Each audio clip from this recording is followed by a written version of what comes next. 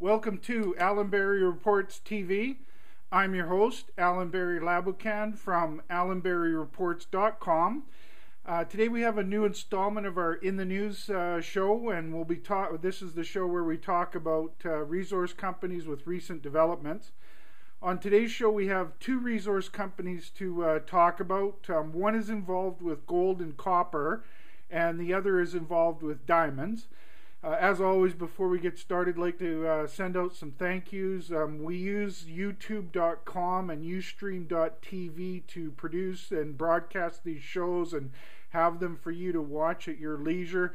If you look above me, you'll notice that there's icons there for those two websites, and those icons will take you to our channels on those websites where you can find all of our past shows. Also, if you're watching this show on our website and you look to the left and right of me, you'll notice that we have some banners. Those banner sponsors are very important in us being able to bring these shows to you. And if you want to do some homework on those companies, just click on their banners. That'll take you to their websites where you can do your homework on those companies. And of course, to you, the viewers, if you didn't show up, we wouldn't have a reason to do the show, so thank you very much for tuning in. We'll get right to it. Today's first company is Exeter Resource Corporation. On the disclosure, we're not shareholders of the company. They are a banner sponsor on our website, and if you'd like to do some research on the company and you're watching this show on our website, just look for their banner and click on the banner. That'll take you to their website where you can do a bunch of homework. They've got plenty of information on there regarding their efforts.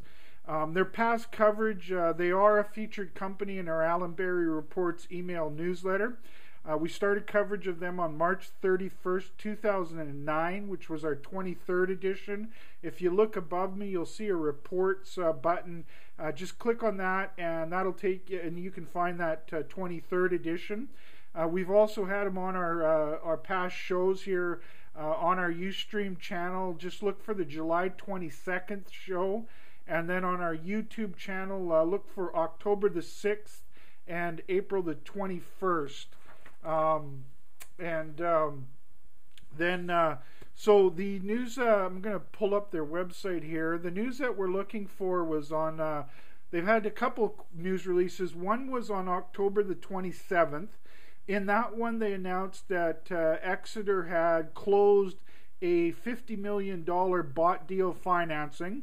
So that adds to their treasury so they can do plenty of work going forward. So that's one important development. The big one that we wanted to talk about today was their news release on November the 22nd. And the headline from that news release is Exeter initiates pre-feasibility studies at Caspiche. In that they announced that they engaged Acre Solutions of Santiago, Chile, an internationally recognized engineering firm, to carry out two pre-feasibility studies for its Caspiche copper-gold project in Chile. The first study, which will consider a standalone oxide gold project to mine the upper part of the deposit, is scheduled to be available in early Q2 2011. The second study, to be run concurrently with the oxide study, will consider mining both the oxide and sulfide deposits. That study is scheduled to be completed, to be available in Q3 2011. Later in there, they have a quote from Yale Simpson in the press release, who's the executive chairman of Exeter, and he said, and I quote, "The commencement of the pre-feasibility study process is clearly a milestone for Exeter as we transition from high-risk discovery stage of exploration into project development. We are very pleased, therefore, to secure and appoint Acre Solutions for the Caspiche pre-feasibility studies." And then end quote. And then there's plenty of other information in there about who they're using and what the program, the study is all about. That's the key information from the press release. What What stands out, or well, first I'm going to start with why we originally started following the company. What brought our attention to the company was the long intersections of very promising grades of copper and gold at their Caspiche project. The Caspiche project is in a part of Chile that is well known for these very large deposits. Where you're talking in the 20 million ounce gold range and above that, if you take into consideration all the different categories, it's much bigger than that. So when you're talking in that range of deposits, this is a very good neighborhood for those kind of deposits. The fact that there's mines in the area is a good indication about the feasibility of that area and its friendliness towards mining. And so those were the key reasons why we originally started focusing on them. What stands out from this press release is when you have a very large deposit like Caspiche, that can be very costly to bring into production. Exeter is a fairly large junior mining company, but nonetheless they're not in the category of the major mining companies that could potentially bring a project like this into production. Having said that, I think it's also important to point out that recently in the last couple of years, when we've seen projects that have been able to secure large financings well over $100 million in staged progress to bring to move their projects forward. So it's not out of the realm of possibility that Exeter that could be an option. The second thing that they're talking about in this pre-feasibility study is a smaller operation to extract the gold from the oxide portion of the deposit. Now this would be much less costly and probably could fast track them, and not only fast track them into production, but also they could use that to then lead them towards the bigger operation. And so we're really encouraged by this dual focus of the pre-feasibility study, and we're quite excited to see the results of this study, which they mentioned the oxide portion would be ready by Q2 2011, and then shortly after that, in the next quarter after that, they'd have the larger scale operation study done as well. So we're looking forward to that. They're coming into their season where they do a lot of work, and they're getting close to getting very busy on a lot of fronts. And so a great place to check them out is on their website. That's exeterresource.com.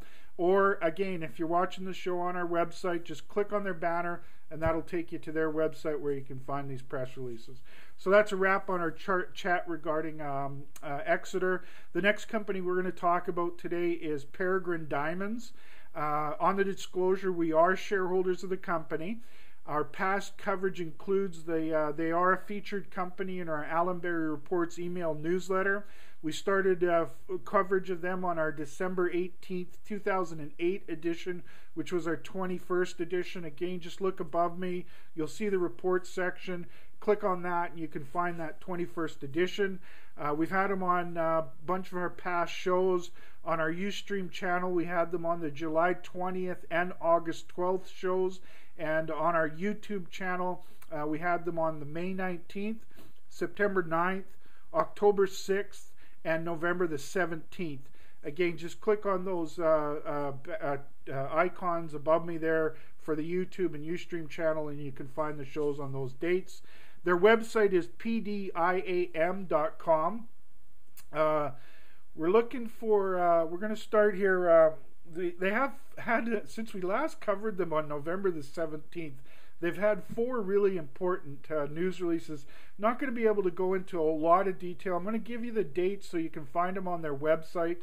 November 22nd, they had a news release out. In that one, the headline is CH7 mini bulk sample returns grade of 1.04 carats per ton.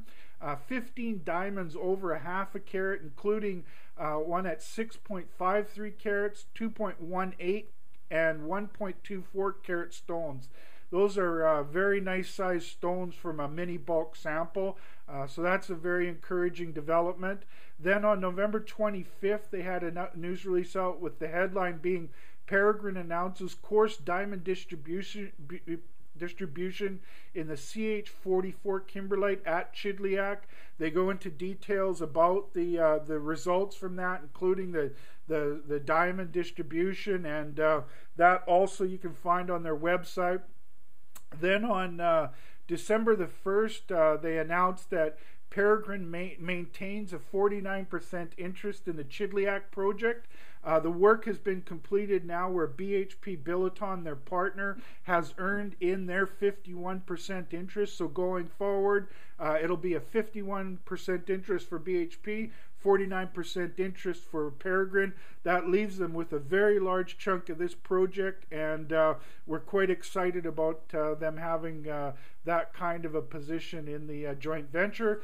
And then on December 6th, just yesterday, they had a very good news release out. The headline is Peregrine reports CH6 mini bulk grades of 6.8, 3.5, 2.8, and 2 carats per ton in 4 samples totaling 14.11 tons.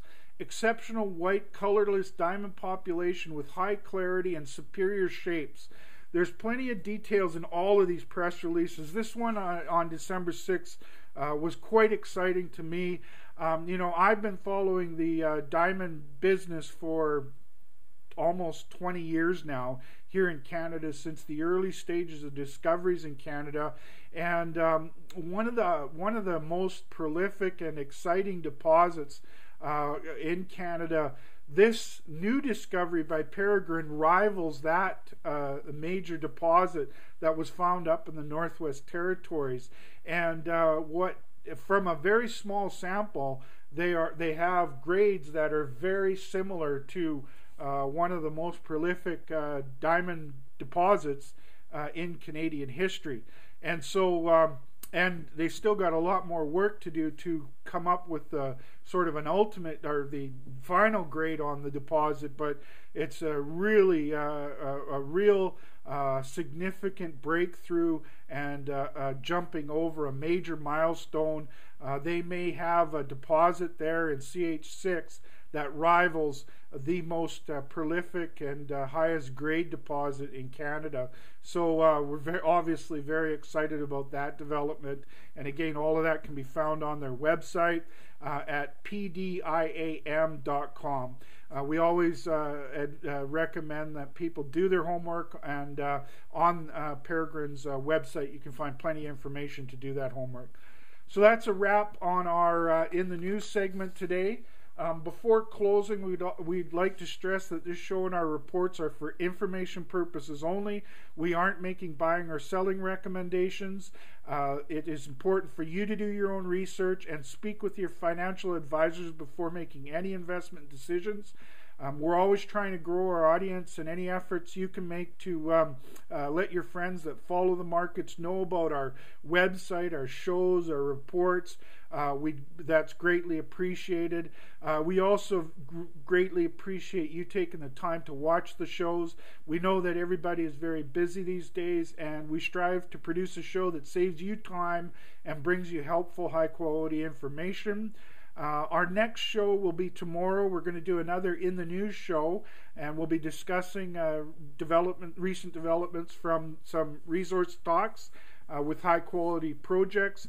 Best way to follow our shows is to subscribe. If you look above me, there's no charge to subscribe to our email our email list, and we send out information or updates whenever we're putting out shows or doing any kind of work that we'd like you to know about. And we hope you can join us for our next show. You can find all of our work on our website at allanberryreports.com. We hope to see you soon. Have a great day.